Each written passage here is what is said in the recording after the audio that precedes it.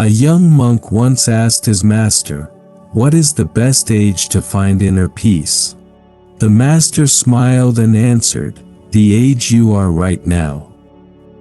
You see, the world tells us that peace belongs to the young, to those with time still ahead of them. However, Buddhist wisdom offers a very different perspective. It says that the later years of life aren't the closing chapter.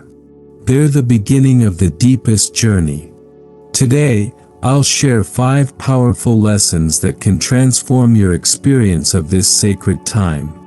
Stay with me. What you're about to hear might change everything.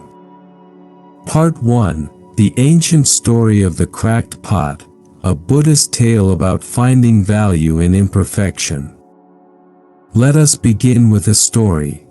In a small village in ancient India, there lived an elderly water-bearer. Every day, for more than 40 years, he had carried water from the river to his master's house. He used 2 large clay pots, hung on opposite ends of a wooden pole balanced across his tired shoulders. One pot was perfect, smooth, beautiful, without a single flaw. It always delivered a full portion of water. The other pot had a deep crack running down its side. By the time the water-bearer reached home, this pot had leaked half its water onto the dusty road. For years, this continued. The perfect pot was proud of its accomplishments. It fulfilled its purpose completely, never losing a single drop. But the cracked pot, it was filled with shame. Deep, heavy, endless shame. One evening, as the sun painted the sky in shades of gold and amber, the cracked pot finally spoke. "I must apologize to you," it said to the water-bearer, its voice trembling with sorrow. The old man looked down with gentle eyes. "Why would you apologize to me, dear friend?" "Because of my flaw," the pot whispered. "For all these years, I have only been able to deliver half my load. Because of this crack in my side, you have had to work harder. You receive less for your efforts. I am a failure. I am broken. I am worthless." The elderly water-bearer smiled, not with pity, but with deep understanding. "Come," he said softly.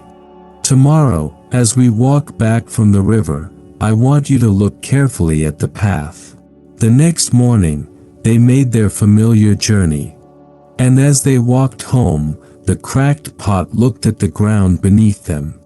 There, along one side of the path, the side where the cracked pot always hung, was a breathtaking ribbon of wildflowers. Purple, yellow, white, red. Flowers of every color imaginable, stretching as far as the eye could see. On the other side of the path, nothing but dry, barren dirt.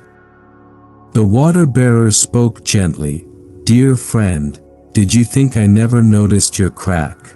I have always known about it. But instead of seeing it as a flaw, I saw a possibility. So I planted flower seeds along your side of the path. Every day, as we walked home, you watered them without even knowing. And because of you, because of what you believed was your brokenness, I have been able to pick fresh flowers for my master's table for all these years." The pot was silent. Something was shifting inside it. "Your crack," the water-bearer continued, "was never a flaw to be fixed. It was a gift to be understood. The water you thought you were losing was actually creating beauty the whole time." The cracked pot had spent years carrying the heavy stone of shame. But the shame was based on a misunderstanding. What it saw as failure, life had transformed into unexpected beauty. What it saw as a weakness had become a quiet, hidden strength. Part 2: A Modern Story of Transformation, discovering that our cracks are actually gifts. This ancient wisdom lives all around us, in ordinary lives, in quiet moments of realization, in stories passed from heart to heart. There is a story about a woman named Dorothy. Dorothy was 81 years old, living in a small town in Ohio. Her hands were weathered from decades of work. Her hair had turned silver white, and her eyes carried a sadness that she had learned to hide from others, but never from herself. For most of her life, Dorothy believed she had failed. As a young woman, Dorothy had dreamed of becoming a concert pianist. She had real talent, the kind that made teachers stop and listen. They told her she could perform on great stages. They told her she had a gift. But life had other plans. Her father became seriously ill when she was 19. She left music school to care for him. Then she married, raised 4 children, and worked part-time jobs to help pay the bills. The piano in her living room sat untouched for decades, gathering dust like a monument to her abandoned dreams. "I gave up my dream," Dorothy would say to herself in quiet moments. "I was supposed to be somebody. Instead, I became nobody." She carried this stone of regret for over 60 years. Heavy, constant, unforgiving. But here is what Dorothy couldn't see, what she had been blind to all those years. She had taught all 4 of her children to love music. Her daughter became a music teacher, inspiring hundreds of students. Her grandson was studying piano at one of the finest conservatories in the country. During her father's final years, Dorothy had played hymns for him every evening. It was the only thing that brought him peace in his pain. Music became their language of love when words were no longer enough. For 30 years, she had volunteered at her church, playing piano for Sunday services, for weddings, for funerals. She had been present, through her music, at the most sacred moments in hundreds of people's lives. One day, a friend pointed all of this out to her. "Dorothy," the friend said gently, "look at what your life actually created. Your music didn't disappear. It flowed into your children. It comforted your dying father. It blessed your entire community." Dorothy was silent for a long moment. And then something shifted. Tears streamed down her weathered cheeks, but they were different tears. Tears of recognition. Tears of release. "I was so focused on what I didn't become," she whispered, "that I never noticed what I did become." Like the cracked pot in our ancient story, Dorothy had spent years grieving what she thought she had lost. But her cracks, the unexpected turns in her life, the dreams that seemed to break, had been watering gardens of beauty she never stopped to see. Her life wasn't a failure. It was a different kind of masterpiece. One that only her unique cracks could have created. If this message is touching your heart today, I gently invite you to subscribe to Buddha Coha and tap the notification bell. By doing so, you're joining a beautiful community of kindred spirits who are walking this path of peace together. Your presence here matters more than you know. Part 3: Embracing Letting Go as Courage, the Buddhist art of releasing what no longer serves. Now, let us explore this first lesson more deeply. In Western culture, we celebrate holding on. We admire people who never give up. We praise those who grip their goals with iron determination. We call it strength. We call it perseverance. We call it character. But Buddhism offers a radically different perspective. What if letting go isn't weakness at all?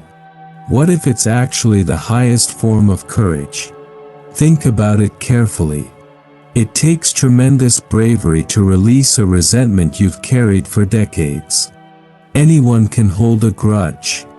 It takes real strength to put it down. It takes profound courage to let go of the person you thought you were supposed to become, the dreams that didn't materialize, the paths that closed before you. It takes deep wisdom to set down the heavy stones of regret and walk forward with empty, open hands. The Buddha himself taught, "You only lose what you cling to." This doesn't mean we stop caring. It doesn't mean we become cold or indifferent. Quite the opposite. When we stop clinging, we become capable of genuine love, love that doesn't grasp or possess, but flows freely like water. As we age, life naturally invites us into this practice of release. Our bodies change. We must let go of our youthful strength and learn to inhabit our bodies with new gentleness. Our roles shift. We let go of being the provider, the protector, the one everyone depends upon. Our loved ones transition. We let go of their physical presence while learning to hold their memory in the sanctuary of our hearts. These aren't tragedies to mourn forever. They're invitations to grow. They're doorways to a lighter way of being. The Buddha said, "Holding on to anger is like drinking poison and expecting the other person to die." The same is true for all our heavy stones, our regrets, our resentments, our stubborn grip on how things should have been. We drink the poison. We carry the weight. And the world keeps turning, indifferent to our suffering. Here's a gentle practice to try tonight. Before sleep, ask yourself one simple question: what am I ready to release today? Maybe it's a grudge against someone who hurt you long ago. Maybe it's regret over a decision you can't unmake. Maybe it's guilt over not being the parent or spouse you wished you had been. Whatever arises, simply acknowledge it. Thank it for what it taught you. And then, with a long exhale, imagine setting it down beside your bed. You don't have to carry it into tomorrow. Your hands deserve to be free. Part 4. Prioritizing peace through wise relationships, protecting your sacred energy in later life. The second lesson brings us to the delicate and important art of relationships. Here is a truth that often takes decades to learn: not everyone deserves access to our inner peace. This isn't about being unkind or building walls against the world. It's about wisdom. It's about recognizing that your energy, your time, your attention, your emotional reserves, is not unlimited. Especially now. Especially in these precious later years. And you have not just the right, but the sacred responsibility to protect it. The Buddha spoke often about spiritual friendship, what he called Kalyanamittata in the ancient Pali language. He said this kind of friendship was not merely helpful on the spiritual path. It was the whole of the holy life. Not half. Not part. The whole. But what makes a relationship truly nourishing? It's not about how many years you've known someone. It's not about obligation or family duty. It's not about guilt or what others expect. A nourishing relationship leaves you feeling more peaceful, more understood, more fully yourself. Consider these honest questions. Think about the people who fill your days right now. When you spend time with them, do you feel energized or depleted? Do they meet your honesty with openness, or do they create drama and confusion? Do they celebrate your joy, or diminish it with criticism? Do they support your growth, or pull you backward into old, painful patterns? These are important questions. And you are allowed, finally, fully allowed, to answer them honestly. In younger years, there was often no choice. We worked with difficult colleagues. We navigated complicated family dynamics. We had obligations that bound us to draining relationships. But now there is wisdom to choose differently. This might mean spending less time with relatives who constantly criticize. It might mean saying no to social obligations that leave you exhausted. It might mean having honest conversations about what you need from relationships. It might mean seeking new connections, people who share your values, your curiosity, your commitment to peace. A beautiful Buddhist teaching reminds us, an insincere and evil friend is more to be feared than a wild beast. A wild beast may wound your body, but an evil friend will wound your mind. Your mind is your sanctuary. Your peace is your treasure. Guard them wisely. Surround yourself with those who water your garden, not those who trample your flowers. Part 5. Cultivating meaning through gratitude and simple joy, discovering abundance in ordinary moments. The third lesson leads to a profound shift in how we see the world. For most of our lives, many of us chased meaning through achievement. The next promotion, the bigger house, the impressive accomplishment, the recognition from others. We believed, because our culture told us so, that happiness was waiting somewhere in the future. After we achieved enough. After we acquired enough. After we became enough. But Buddhist wisdom reveals something different. Meaning isn't found in the extraordinary. It's discovered, quietly and miraculously, in the ordinary. Think about the most peaceful moments of your entire life. Close your eyes for a moment if you wish. Were those moments at the peak of some mountain of achievement? Were they moments of applause and recognition? Or were they simpler? Much simpler. The warmth of morning sunlight falling across the pillow. The sound of gentle rain against the window. A cup of tea cradled in both hands, steam rising in delicate curls. A grandchild's laughter echoes through the house. The smell of bread baking fills every room with comfort. A beloved book. A familiar chair. Blessed, golden silence. These moments are no less than grand achievements. They are more. They are the very fabric of a meaningful life. And they've been here all along, waiting to be noticed.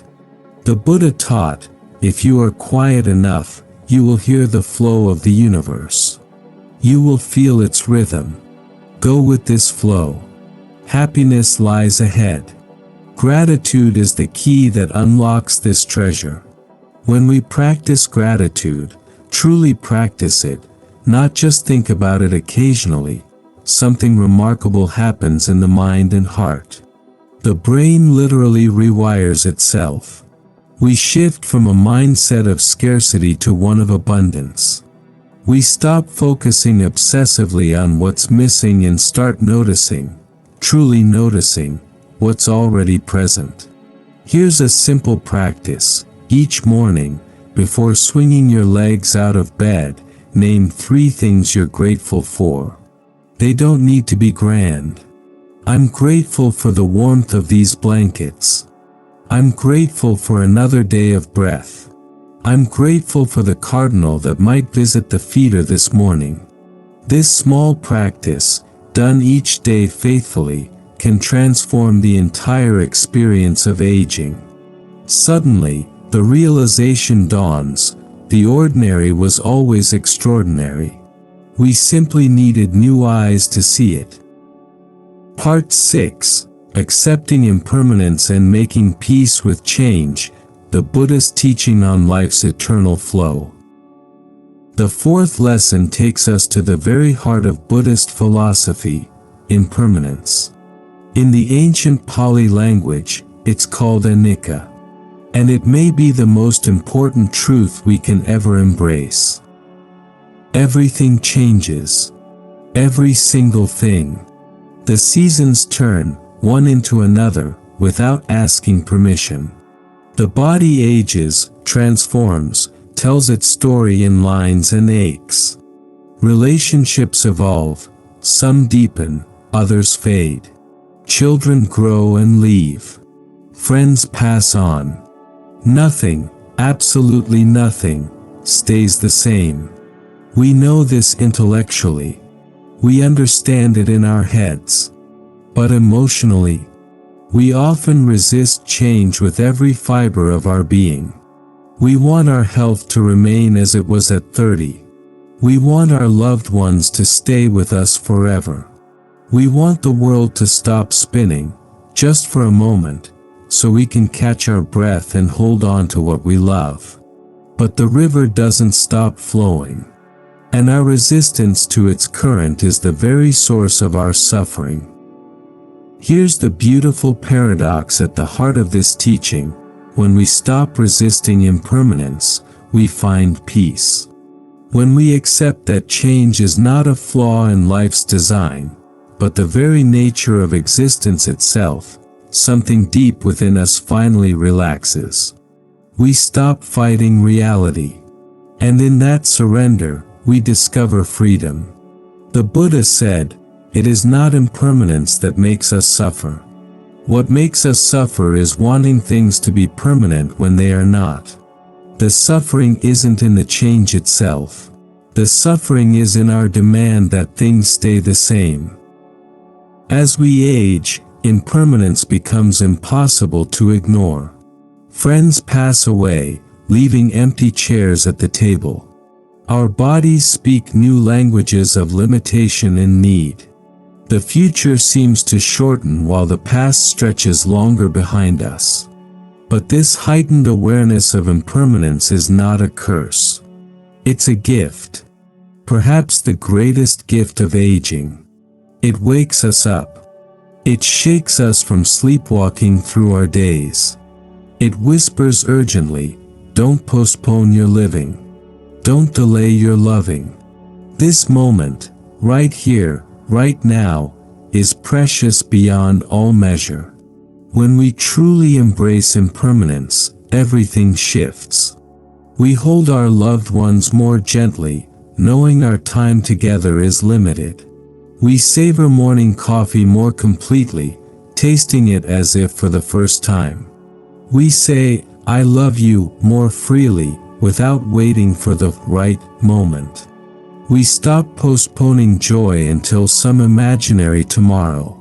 We start living, truly living, today. One of the most beautiful Buddhist verses speaks directly to this. This existence of ours is as transient as autumn clouds. To watch the birth and death of beings is like looking at the movements of a dance. A lifetime is like a flash of lightning in the sky, rushing by, like a torrent down a steep mountain. This isn't meant to frighten us. It's meant to awaken us. To the preciousness of now. To the miracle of each breath. To the sacred gift of this ordinary, extraordinary day. Friend, if these words are resonating with your soul, please take a moment to like this video. It's a small gesture, but it helps more seekers discover these healing teachings. And if you haven't already, subscribe to Buddha Coha and ring the notification bell.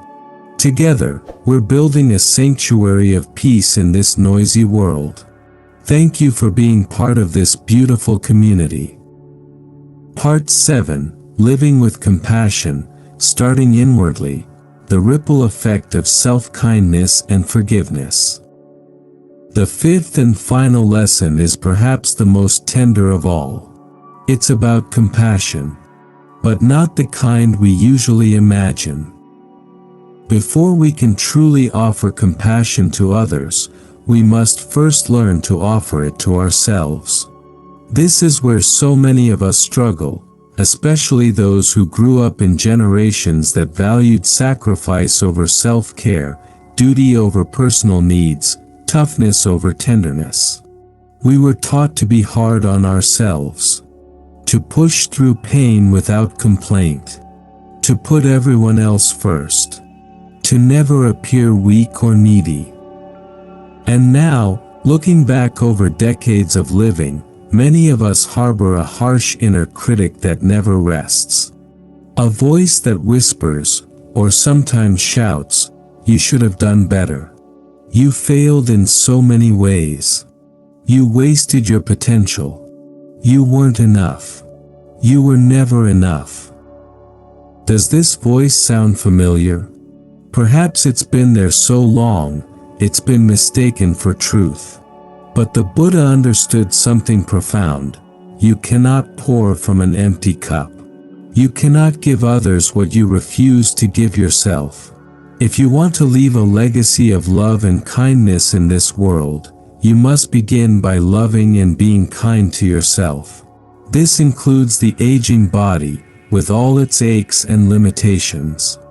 This includes the imperfect mind, with its forgetfulness and wandering. This includes the flawed history, with all the mistakes, the wrong turns, the words that can never be unsaid. All of it. Every part of you. Worthy of compassion. The Buddha taught, you yourself, as much as anybody in the entire universe, deserve your love and affection. Let that truth sink deeply into your heart. You deserve your own love. Not when you become better. Not when you accomplish more. Not when you fix all your flaws. Right now. Exactly as you are. With all your imperfections and regrets. You deserve tenderness. Here's what becomes clear again and again. Self-compassion isn't selfish. It's actually the foundation of all genuine kindness toward others. When you treat yourself with gentleness, something beautiful happens.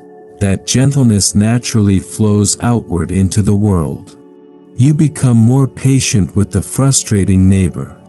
You become more forgiving of adult children's choices. You become a source of warmth in a world that desperately needs it. Think about the legacy you truly want to leave. Is it really a legacy of accomplishments and awards? Titles and possessions? Or is it something far deeper and more lasting? Perhaps it's the memory of how you made people feel. The way you listened, really listened, without judgment or impatience. The patience you showed when others were struggling. The forgiveness you offered, even when it was terribly hard. The quiet, small acts of kindness that seemed insignificant but rippled outward in ways never witnessed. A warm meal brought to a grieving friend. A patient phone call with a confused relative. A gentle word to a grandchild who made a mistake. This is a legacy that outlives us. And it can only begin, with being kind to ourselves. Part 8. Walking forward on the path of peace, final reflections and sacred Buddhist wisdom for aging gracefully. As we come to the end of our journey together today, let's gather the precious wisdom we've explored. 5 lessons. 5 gentle invitations to transform the experience of these sacred later years. First, embrace letting go as the highest courage. Set down the heavy stones, the resentments, the regrets, the disappointments. Our hands were made to be open, ready to receive the blessings that are still coming. Second, prioritize peace through wise relationships. You have earned the right to protect your sacred energy. Surround yourself with those who nourish your spirit and bring you closer to your best self. Third, cultivate meaning through gratitude and simple joy. The extraordinary has always lived within the ordinary. Practice seeing it. Let gratitude rewire the mind toward abundance. Fourth, accept impermanence and make peace with change. Life is a river that never stops flowing. Stop fighting its current. Float with it and discover the freedom that comes from surrender. Fifth, live with compassion, always starting inwardly. Be infinitely gentle with yourself. From that well of self-compassion, all other kindness naturally flows outward. Here are a few final reflections from the deep well of Buddhist wisdom. The beloved teacher Thich Nhat Hanh wrote these simple words: smile, breathe, and go slowly. 3 simple instructions. Yet they contain everything needed for a peaceful life. Smile, even when things are difficult. The simple act of lifting the corners of your mouth can shift your entire inner state. Breathe, return again and again to this present moment. The breath is always here, always now, always welcoming you home. Go slowly, there's no rush anymore. A lifetime has been spent hurrying to the next thing. Now is the time to savor each step, each moment, each precious breath. Another teaching from the Buddhist tradition offers this comfort. Each morning we are born again. What we do today is what matters most. Whatever happened in all the yesterdays, the regrets, the pain, the roads not taken, today is completely new. Fresh. Unmarked. Waiting to be met with presence, with peace, with an open heart. And finally, these words to carry forward. In the end, only 3 things matter: how much you loved, how gently you lived, and how gracefully you let go of things not meant for you. My dear friend, aging is not a tragedy to be mourned. It's a privilege to be cherished. It's a sacred invitation that many souls never receive. You are here. You are breathing. You are aware and awake. And in this very moment, this precise moment in which you hear these words, you have everything you need to find deep and lasting peace. The path forward is not complicated. It doesn't require special knowledge or years of training. It simply asks you to be present, to be gentle with yourself and others, to be open to whatever life brings. To trust that even in the midst of constant change, something eternal and peaceful rests at the very center of your being. It has always been there. It is there right now, waiting patiently for you to come home. Thank you from the bottom of my heart for walking this path together today. If these words have brought even one moment of peace, one flash of clarity, one breath of relief, then this time together has been a blessing.